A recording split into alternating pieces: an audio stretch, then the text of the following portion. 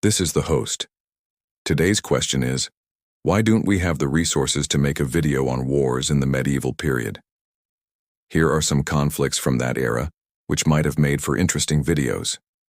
The first war to be mentioned is the Battle of Crusades, which occurred in 1325 or 1326. This was one of the largest battles between Christians and Muslims during the Crusades. The battle took place in Hungary near the town of Crusades, which at the time was part of the Kingdom of Hungary. A Christian Hungarian army was able to defeat a much larger invading force from the Mamluk Sultanate. This was pretty impressive given the size of the armies. According to the sources, the Hungarians had approximately 24,000 soldiers, while their opponents had between 60,000 and 80,000 men. Another name for this battle is the Battle of the Two Swords because the Mamluk army reportedly used scimitars and the Hungarians used swords. If that's true, it makes sense that they would have fought with two swords. If you want more information about this topic, there's an article called The Battle of Crusades 1325, When David Slew Goliath, on the website Medieval Warfare. Moving on, we have the Anglo-Scottish War of 1296–1304. This conflict is often remembered as a part of the First War of Scottish Independence. But technically, it's a separate war. The fighting started over the right of the English King Edward the Rand to rule Scotland. It actually began before 1296 with raids into Scotland, and then in June of 1296, the English began a full-scale invasion. Here were many battles, sieges, and skirmishes across Scotland. In 1298, the Scots won a major battle at the Mercat Cross, but 4 years later, the English were able to defeat them at the Battle of Falkirk. After 8 years of fighting, both sides were exhausted. So they agreed to a treaty in 1304.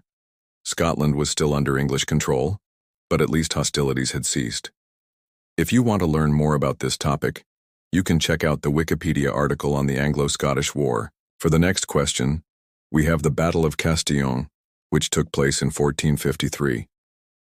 This was the last battle of the 100 Years' War, and it was also one of the last major battles involving knights.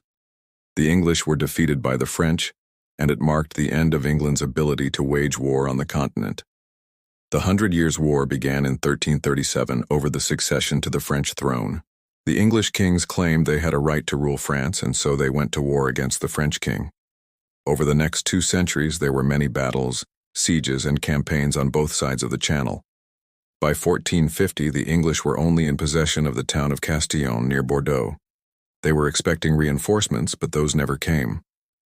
On July 17, 1453, the French army arrived and laid siege to the town. 3 weeks later, the English surrendered.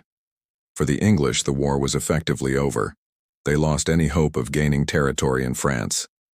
For the French, this victory demonstrated the strength of their new military tactics and technologies. The longbow and cannon were especially important. Also, the 100 Years' War is one of the most famous conflicts in medieval history. So there are tons of resources on this topic. To learn more, I recommend checking out the book The 100 Years' War by John Keegan. Next up, we have the Third Crusade. This was a series of military campaigns in the Holy Land during the late 1180s. The Third Crusade is notable because it involved 3 legendary medieval warriors: Richard the Lionheart, Philip II of France, and Saladin, the great Muslim leader who controlled Jerusalem. In 1187, Saladin conquered Jerusalem and expelled the Christian kingdom from the city. In response, European Christians launched a crusade to take it back. In 1189, the armies of England, France, and the Holy Roman Empire all marched into the Holy Land. In 1191, Richard the Lionheart led an English contingent to Jaffa. At the same time, Philip II of France was pushing south from Tyre. The Crusaders laid siege to the city of Acre, and after a brutal siege, they captured it in July of 1191. After Acre fell, Richard and Philip turned their attention to Jerusalem. But they weren't able to capture the city. Instead, they negotiated a treaty with Saladin. This agreement allowed European Christians to travel to Jerusalem, but it didn't result in any territorial changes. Richard returned to England in 1194. He had proven himself to be a great warrior, and his deeds became legendary. Meanwhile, Philip II returned to France in 1192. He had been unpopular among the Crusaders, and he died in 1200. Saladin continued to lead the Muslim forces in the Holy Land until his death in 1193. During the Third Crusade, the European Christians did not win any significant victories, but they did lay the groundwork for future crusades, including the Children's Crusade of 1212 and the Fourth Crusade. To learn more about this topic, I recommend checking out the book The Third Crusade by John France. Next up, we have the Mongol invasions of Poland and Hungary. These events took place in 1241. By the early 1200s, the Mongols had united under Genghis Khan. After his death in 1227, the Mongol Empire expanded rapidly. Soon they were threatening the borders of Eastern Europe. In 1241, the Mongols invaded Poland and Hungary. The Polish were defeated at the Battle of Legnica and the Battle of the Kalka River. Lastly, we have the Byzantine Civil War of 1185–1186. This war pitted the Emperor Alexios Komnenos against his son Andronikos Komnenos. In 1180, Alexios named his son Andronikos co-emperor, but he didn't want to give up his power.